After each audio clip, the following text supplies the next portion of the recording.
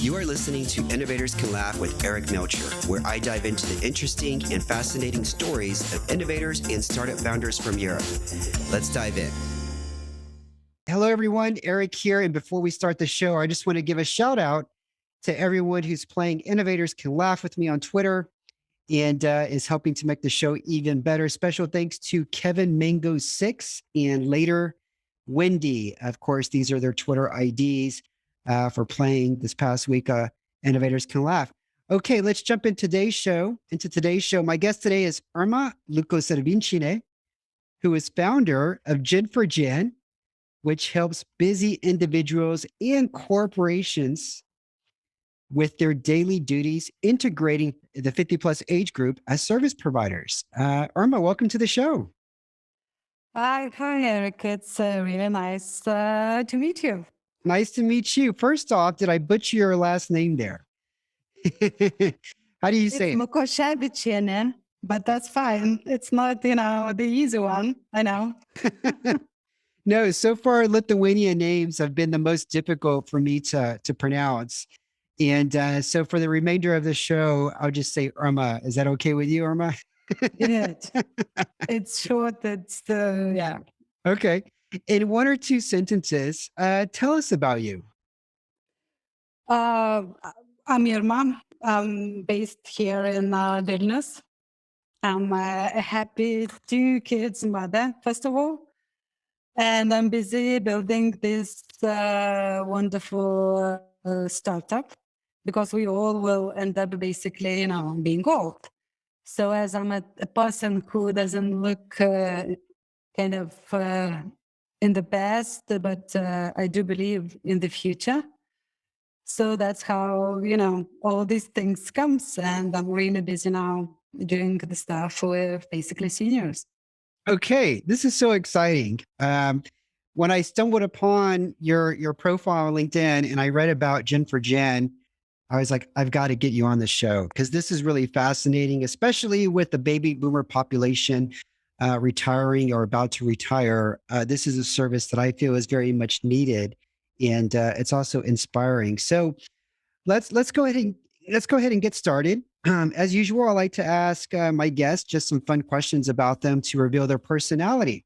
Okay, so the first question I have for you, Irma, is what was one of your favorite childhood toys that you used to play with? Wow, that's a great question. I I had to think, but probably, actually, I remember what we really liked because like there were not many toys at that time, where you can go to the store and buy because of this whole, historical context there. Um, we used to actually draw and paint dolls on the paper, cut them, and um, create new clothes for them, and we want them to look stylish. And like we would go with friends somewhere at friend house and bring as many kind of paper dolls there and play with that. So that was kind of cool. And I think that really good for, creativity. Um, anyways, if I think now, back there, yeah, but probably dolls were one of the things. I wasn't really into kind of toys. I wasn't a kid who really was into things basically. I was a very active kid and I went to all the after school activities I could. So I was kind of busy Yeah. kid from, dancing, playing chess, going to swimming pool, like all kinds. I think I've tried everything in my little town on there. So I had pretty good childhood. I had good friends. I still have wonderful parents. Okay. And I have good memory. Well, good. That's good to hear. All right. All right. Next question for you. Okay. Tell me about an unusual food or drink that you like to consume. An unusual food or drink. Maybe it's a combination of something. It could be a combination of for example, in Texas, a lot of us eat watermelon with salt on top. And I don't really think anybody else in the world really does that. Maybe people in Louisiana do that, but I haven't really met anybody else who does that. How about you? Yeah, I think sour cream, right? Like Yeah. this sour cream, but it's not it's not sweet one. It's more like really kind of sour, basically. So I like putting that on rye bread. Okay. It's not butter. It's not. And sour cream is really something for me. I can, I don't do that often. Okay, Yeah. but like I can open this whole can and actually, just eat it with the bread, which is unusual. I mean, like people don't do that. Yeah. Which I don't like about the food. I hate potatoes in the soup. That's like that's the worst thing. What can happen. Potatoes in the soup. That I don't like. Okay. About drinks, I think I don't use kind of weird combination. Maybe, tomato juice with sour cream. Well, twice in my life, Yeah. And Okay. I think I like it. Yeah. Okay. I've never heard that one. Tomato juice with sour cream. Interesting.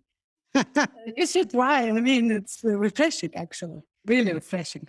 Okay. Okay. Next question for you here. What would be an amazing volunteer experience for you? Let's say you had the time and you had a chance to go do a volunteer experience, maybe even for a couple of weeks or maybe a couple of months. What would that be? Okay. I started thinking, first of all, about the country I would like to do this. So, Mhm. but I think even, to go somewhere in Lithuania, as we call it, deep in the forest, somewhere in really village thing. And, and help local people with their, animals, basically cows, pigs, and this kind of thing. Because we are so far from already. I mean, as a society, so far from these things already. So I think that would be an experience, and I think that could last max 3 days, probably. Okay. Okay. That's you had a difficult volunteer job, actually. Yeah. So, Yeah. yeah, This, I that would be imagine. interesting. I imagine like the rooster going off like at 5 a.m. in the morning and you're getting up and you're out Exactly. there. Okay. Okay. Exactly. That's tough, but I think I sometimes think that I would love to try this. I don't Yeah. have grandparents in the village or relatives I can visit anymore. Okay. So that could be a nice experience. Okay. Next question for you, Irma. What's something that people don't know about you? They won't see this on your LinkedIn profile. I'm very into karate kyokushin, and the love of in love with horses and horse riding. So I think these two things I don't put on LinkedIn because it's more professional thing. But yeah, I just found this 2 years ago, this horse riding, and I think I basically want to end up my life with 6, 7 horses somewhere in countryside. Okay. And I want to be, good rider. It's very difficult. It's very difficult to learn it properly. Uh-huh. And you always with these animals, I think they are the most beautiful animals in the world. Yeah. I just sometimes like, just to sit and watch them. But also you always get this adrenaline because of it's scary. Like every time you jump on a horse, it's Yeah. not like you are relaxed. That's for sure. Yeah. So I like it, and I mean, that says a lot about my personality. I do like trying kind of things which gives me adrenaline. Yeah. So Kyokushin karate is also, you basically can be punched very hard Mhm. every time you go there. So Are you? These two things, yeah. Have you reached a? People know. Have you reached a specific level in the karate? Like how often do Yeah. you train? How often are you going? Like once a week, or are you going more than that? I do 2-3 times a week. Yeah. I do it already for, I think, 5-6 years. And I have, it's called the fourth Q. There's 10 Qs. So 10 is like the lowest. First is black belt, basically. So I'm on the fourth level and I still need to go through 3 levels and I would have black belt, but it's a challenge. I mean, with every belt, with every step, it's getting really, really difficult. Yeah, no, that's fascinating. Very fascinating. Both things that you're pursuing. All right, last question for you. Tell me about a time that you drove a roommate nuts. Maybe it wasn't a roommate, maybe it was a partner. What did you, what did you do to drive them nuts? Um, well, I'm not really a person who, drive people nuts. I'm a very positive person. I'm with lots of energy, actually. And maybe sometimes this energy drives people actually nuts. So yeah, it could be. It could be, actually. But like my husband is very calm person. I don't think anybody like me could live with me in general. So, but anyways, like yeah, sometimes I think my energy and drives people crazy. And I'm like I'm seeing really things in a positive way, and sometimes I think that I'm kind of naive about people. Okay. But when you're aging and you get into your 40s, like I look back and I say, hey, Irma, but this approach and attitude really helped me like through my life, through my experience and things I went through, really a lot. Yeah. So I keep on this path. I mean, I still think that people can live and humanity will survive, and we can live with each other, and we are positive, nice, and nothing bad will happen to you. Yeah. Just so basically, that's my philosophy of life. And sometimes I think I just really kind of piss off people Okay. because they would say, come on, Irma, like wake up. It's reality. Yeah. Reality is different.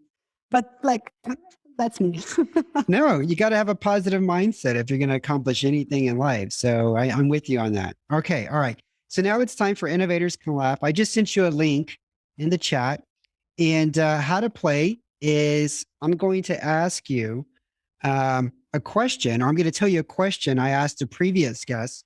And you have four answers to choose from to try and guess the answer that the previous guest selected. So click on the video on the link, and you're going to watch the video until it says pause. And you're going to learn a little bit about Monica Katkute, who was a guest on the show. And go ahead and hit play until you see the pause slide.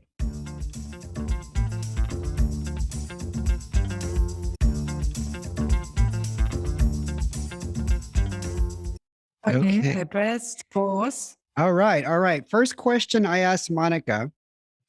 And Irma, FYI, at the end of the season, whichever guest gets the most points or gets the most answers right is going to receive a prize. Okay. So just keep that in mind. Okay. Okay. First question I asked Monica, I asked her, what are you stubborn about, Monica? Now, here's the choices that you have. A, people who don't put the cap on the toothpaste. B, basic human rights. C, dirty dishes in the sink. Or D, any laws being passed by the state of Indiana in the United States. So A, cap on the toothpaste, B, basic human rights, C, dirty dishes, or D, laws being passed by the state of Indiana? Which answer do you think Monica gave me? A, B, C, or D? System. She was talking about systems. Okay, so probably that could be two. Okay, let's go for dishes. The dishes? Okay, Yes. so you're going to hit play in the video. And again, stop it when you see the next pause, but hit play to see what Monica said. Okay.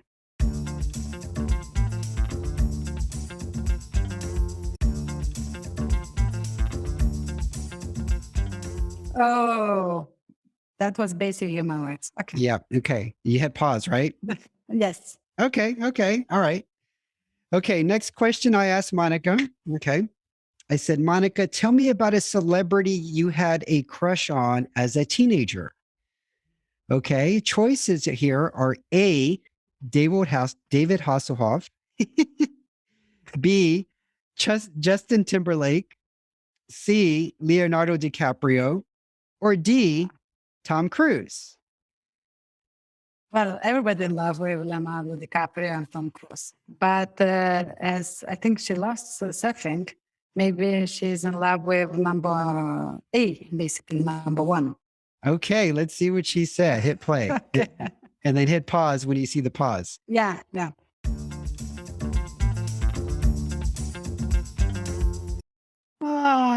I would never think that to Justin Timberlake. Okay, but she's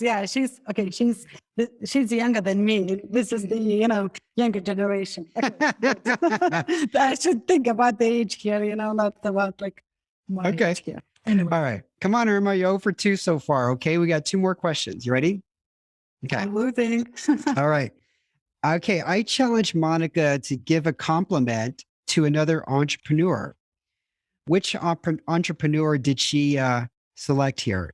A, Elon Musk, B, Vitalik Buterin, C, Sebastian Siemiatkowski, or D, Caroline Wallerud? Musk. Elon Musk? Let's go for one. Yeah, let's go for one. Okay, hit play and see what she said here.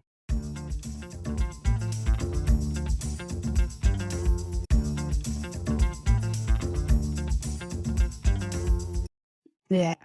Yeah. So it was the founder of Klarna, who was Sebastian Siemiatkowski. Okay. Okay. All right. Last one. You gotta redeem yourself here. It's a Okay. I asked Monica, tell me a silly reason why you once cried.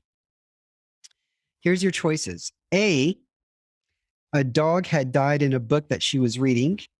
B, a Christmas advertisement she saw. C, she dropped a small bottle of her favorite perfume. Or D, she was watching Cinderella. I would go for Christmas advertisement. Okay, let's hit play and see what you said.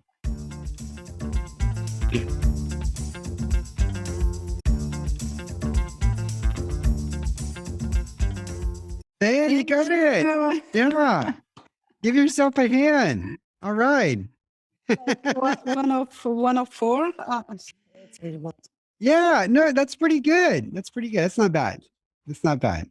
Okay. Okay. So let's dive into Portugal. You were recently in Portugal. I think you were pitching. You were pitching for Gin. How did that go? I had several few pitches here in Portugal. So one of them was quite good. One of the investors are interested, and so we are kind of if the investor would say, please send me your pitch deck and let's have another meeting.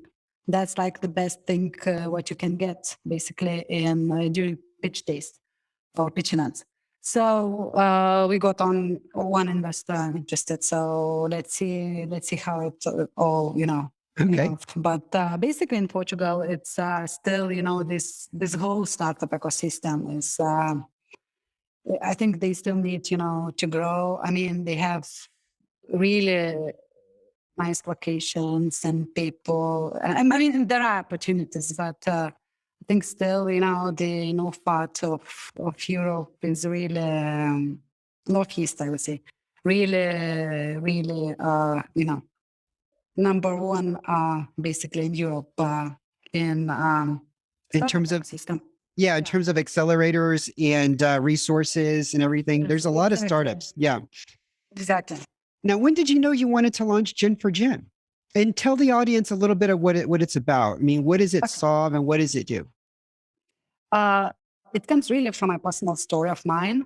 My father retired several years ago, and he got emotionally ill. I mean, when you retire, you are basically cut from the society in 24 hours.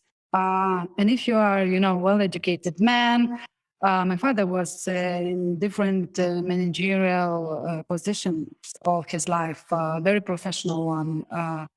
The work was always number one in his life, actually. And suddenly, you end up on the sofa, basically. No social contacts, nothing.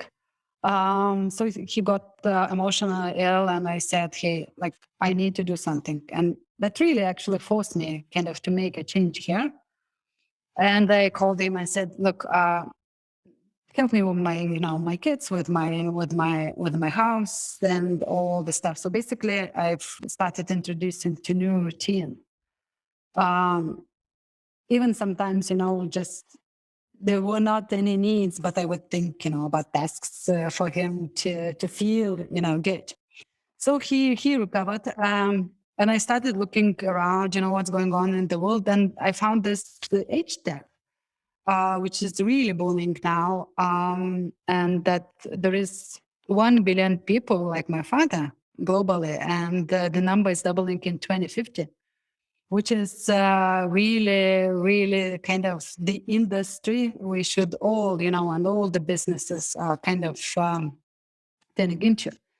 So HTech or silver tech, basically it's called, or silver economy. I mean, we use different, depends on the country, actually. So I started doing, research, and I said, okay, so let's apply this thing, globally. So we started a little bit, participating in different programs, basically sprints. I still was on my previous job, so that was kind of more or less part-time. But in April, I participated in a hackathon organized by United Nations and Oracle, Australia. And I met there my mentor, and he said, "Hey, Emma, it's a great idea. Let's do it."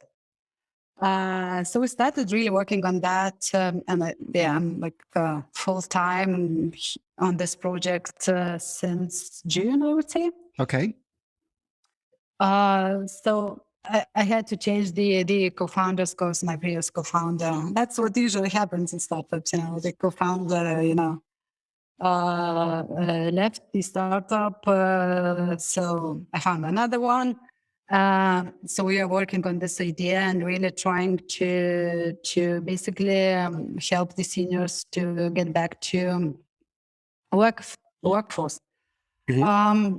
But what we saw that it's not a problem about only retired people. It's also a problem. It's even bigger problem with the age group from 50 to 65, because that's actually, well, in Europe, it's the biggest unemployment in this age group.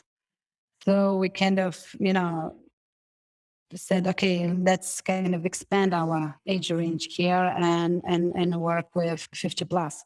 Okay.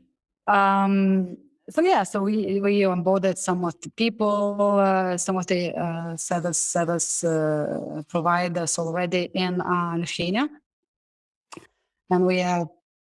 I have like a few, success stories. I matched with companies, and they found their jobs. They're working there on their payroll. Okay. The initial idea was really about, kind of short-term activities and tasks, and which is really needed in corporates. but also, small tasks with the houses, with the people, with the busy families, basically, who need help with the kids, with the house, with all sorts of things. But I see that it really goes more B2B than B2C. Another thing, why we came actually here to Lisbon, we also want to pivot a little bit our idea, and we are thinking and testing, and we got quite good outcomes here. Doing research, we want also to connect students with older people, but older people, we are in this 70-85 plus group. For them to keep companionship, it's some kind of mentorship or reverse mentorship. So both of the participants could help each other basically. Right. Because we also, you realize that at some point we are trying, to make these older people sellers, but they are buyers. Because 70% of the world money is in 60 plus age group, basically. Right. So what we are doing now, we are busy also, testing this packages. We could companionship packages. We could introduce to seniors. So here is like students are service providers and the seniors are end users. And we say that, okay, children or grandchildren are the buyers. Right. So we also, doing our research, we found that, cognitivity, creativity, and mobility, these three parts are really the essence of aging person, like in all life. And with the time, it really gets worse. So based on these areas, we made the packages. So children can decide, or the senior can decide which of the area he wants to improve. So it's kind of companionship with the content. It's not only the student would go to senior and they do what, like walk in the park, talk about something.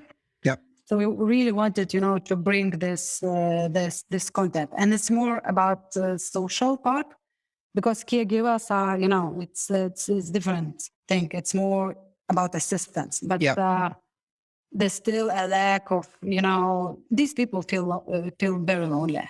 They are excluded from the society. They already lost their, either husbands or wives. Okay. Not many friends around. So they basically need, talk and do stuff there. I understand. My dad, the only reason he doesn't want to retire is because he feel like he won't really have a sense of purpose, once he retires. My father-in-law is 70. He just turned 70 and is still working. And it's the same thing. He doesn't want to retire because he says, what's he going to do? So I get it. I definitely get it. My mom is looking to retire at the end of this year. And I want to have a deep conversation with her because I want to make sure that even though she's got a lot of friends, she's got a lot of family, you still need to have a sense of purpose, in your life. Okay.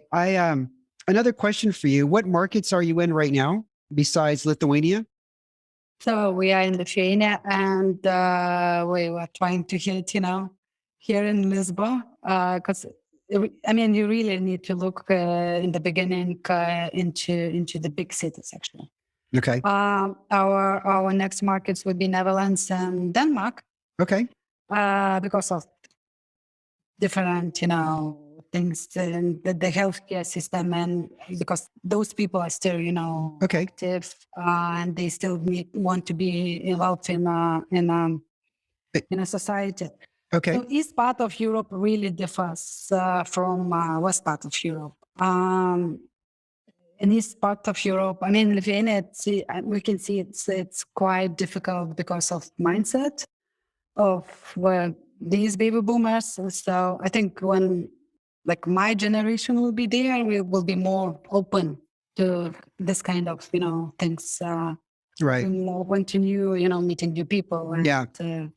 stuff, basically. In these markets, can people create an account on the platform in Lisboa and Lithuania and Denmark, or not yet? Yeah, so we are still in the process of building the marketplace.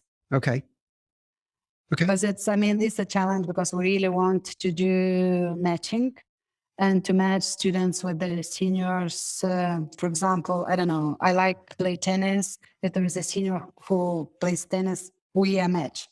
Right. So it's not, not to, there has to be some criteria there for those people to meet, basically. Yeah. So it's difficult tech and tough tech decision there. Okay. Yeah. Okay. So that's why we are looking for investment, to proceed with our basic platform. Yeah. Yeah. Well, I think it's a fascinating idea. I'm very happy to speak with you. I've got to run. Irma, so I'm using this phone booth, but I've got to go right now. But I want to thank you so much for being on the show. And anybody listening, feel free to catch the interview on YouTube where you can also see it. Irma, thank you so much for being on the show. Okay. Eric, thank you so much. It was so nice to talk to you. Okay. Thank you so much. All right. Bye. Bye. Bye. Thanks for listening to the show. If you enjoyed it, I'd really appreciate it if you could give us a review and star rating. Also, don't forget to sign up for the ICO newsletter at innovatorscanlaugh.com, where you can get the bio and details of each guest. Thanks.